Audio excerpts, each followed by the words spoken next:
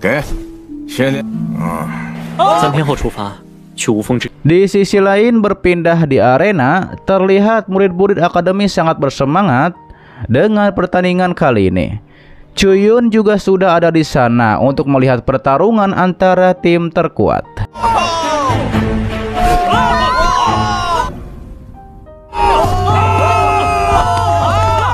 Chuyun yang sudah ada di sana melihat ke arah arena dan menyapa manusia harimau. Chuyun menyampaikan ia baru saja kembali dari pelatihan di medan perang. Chuyun menanyakan siapa orang-orang ini. Dijelaskan oleh manusia harimau, orang-orang ini adalah 5 murid jenius dari akademi lain. Ia mendengar mereka semua datang kemari untuk Liuxiang. Selain itu juga membentuk 5 tim besar. Manusia harimau menanyakan mengapa apakah Chuyun ingin bergabung. Dikatakan oleh Chuyun itu tidak bisa. Manusia harimau menyampaikan kembali tidak apa-apa. Semua orang ingin sekali menjadi bagian dari tim mereka. Tapi sayangnya masing-masing anggota mereka berada di ranah nirvana tingkat 9. Ia pikir Chuyun lebih baik menjadi penonton saja. Chuyun bilang lalu di antara mereka siapa yang kuat dan siapa yang lemah. Manusia kura-kura mengatakan kami juga telah menantikannya, tapi sungguh kebetulan sekali. Antara kelima tim besar dan tim Liuyun belum ada pertarungan sama sekali. Mendengar itu Chuyun bergumam, seharusnya ini adalah Supreme Emperor S sengaja membiarkan mereka menjauh untuk menghindari gesekan dan konflik. Bagaimanapun di belakang mereka berdiri 5 Supreme Emperor umat manusia.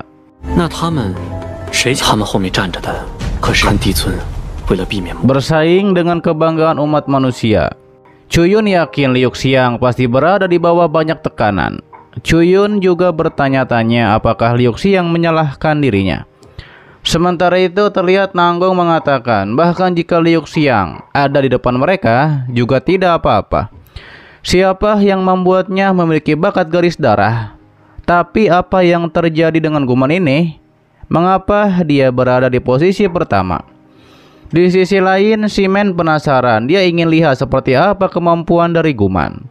Terlihat di dalam hutan arena, Guman sedang bertarung dengan si Macang Tian. Terjadilah pertarungan sengit di antara mereka berdua. Guman juga mengeluarkan teknik pembuka langitnya untuk menebas si Macang Tian. Yang pada akhirnya si Macang Tian berhasil dikalahkan dengan serangan tersebut. Sekaligus dengan tubuh tidak terkalahkan milik Guman.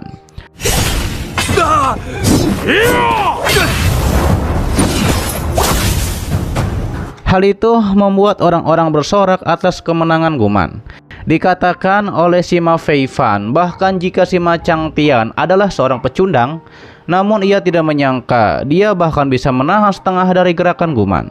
Ditambah lagi kata Shimen, jika Guman dan Liuxiang bergabung, tidak satupun dari kita yang bisa melawan. Hingga akhirnya Shimen akan kembali untuk berlatih terlebih dahulu. Begitupun dengan beberapa tuan muda. Ketika itu Dongfang menanyakan kepada Nanggong, apakah Nanggong punya cara untuk mengalahkan Guman? Dijawab oleh Nanggong, siapa bilang kau harus mengalahkan Guman untuk menang?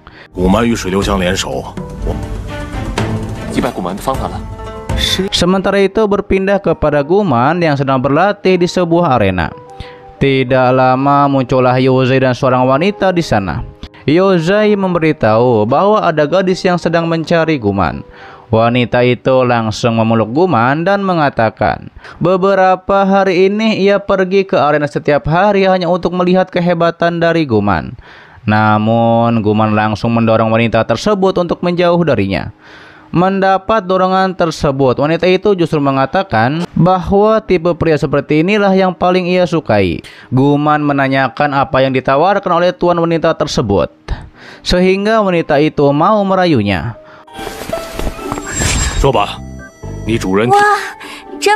Wanita itu menjelaskan jika Guman bergabung dengan tim tuan muda Nanggong, Guman dapat memiliki 1 miliar batu roh. Tentu saja selain batu roh, wanita itu juga akan menjadi milik Guman. Namun Guman menegaskan ia tidak tertarik dengan hal seperti ini. Jika wanita itu dapat memenuhi salah satu permintaannya, ia akan segera keluar dari tim Liu Yun dan bergabung dengan tim wanita tersebut. Kemudian Nanggong muncul dan menanyakan apa yang diinginkan oleh Guman. Jika Nanggong bisa menemukannya, Nanggong akan membawakannya kepada Guman. Ternyata Guman ingin menjadi Supreme Emperor.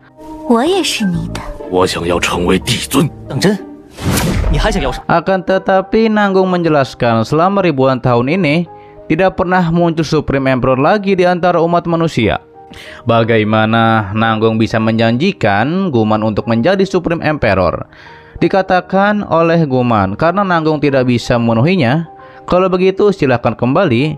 Guman juga menyerahkan uang sogokan yang diberikan oleh Nanggong. Nanggong mengatakan apakah menurut Guman tim Liu Yun dapat memberikan kesempatan menjadi Supreme Emperor. Berhentilah bermimpi untuk menjadi Supreme Emperor. Kemudian Nanggong dan wanita itu pun langsung pergi dari sana.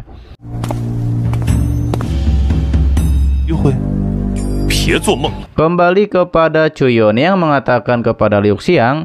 Sekarang Liu Xiang akhirnya melepaskan pikirannya. Liu Xiang membenarkan hal itu. Guman sebenarnya sudah mengetahuinya sendiri. Jika dia bergabung dengan tim 5 besar itu, dia hanya akan menjadi pesuruh selama sisa hidupnya dan tidak punya harapan menjadi Supreme Emperor. Apalagi Chuyun merupakan harapan Guman untuk menjadi Supreme Emperor. Chuyun mengatakan besok dia harus kembali ke jurang tanpa angin dan melanjutkan latihan dalam teknik pedang angin cepat. Ini akan memakan waktu setidaknya 1 tahun. Dikatakan Liu Xiang tenang saja. Ia akan menjadikan tim Liu Yun sebagai tim nomor 1 di peringkat surgawi. Chuyun pun percaya kepada Liu Xiang. Hanya saja jika Liu Xiang merasa lelah, bicaralah kepada Chuyun. Kemudian mereka berdua pun berpelukan dengan mesranya.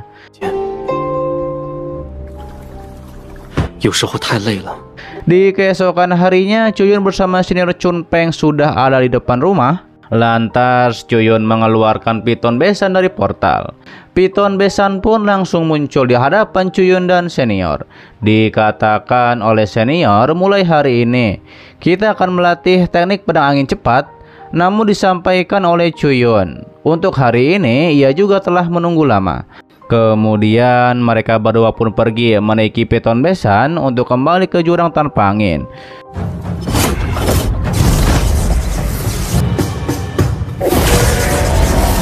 Setelah sampai di sana, senior dikejutkan dengan kumbang yang mengepungnya. Senior nampaknya ketakutan, tapi untung saja di sana ada Chuyun. Terlihat 3 peri juga sangat senang dikarenakan Chuyun sudah kembali. Mereka bertiga pun langsung duduk di bahu Chuyun. Dikatakan oleh senior, 3 gadis kecil ini siapa? Dijelaskan oleh Chuyun, mereka adalah iblis roh. Merekalah yang membawa Chuyun ke jurang tanpa angin.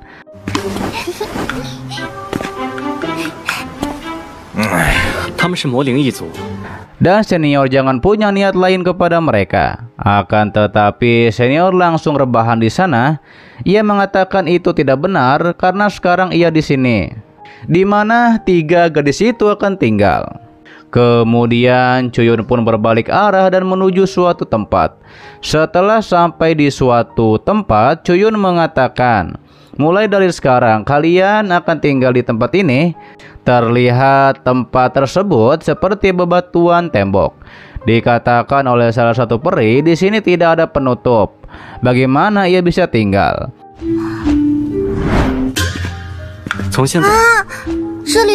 Mendengar hal itu, Chuyun pun akan melakukan sebuah trik untuk mereka bertiga. Lantas Chuyun menggunakan kekuatannya untuk membuat sebuah rumah kecil bagi 3 peri. Terlihat rumah tersebut nampaknya cukup bagus untuk ditinggali oleh 3 peri.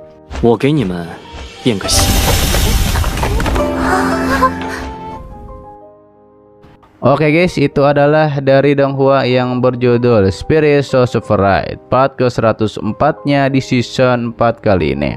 Untuk part selanjutnya akan kita update setelah episode barunya muncul, oke?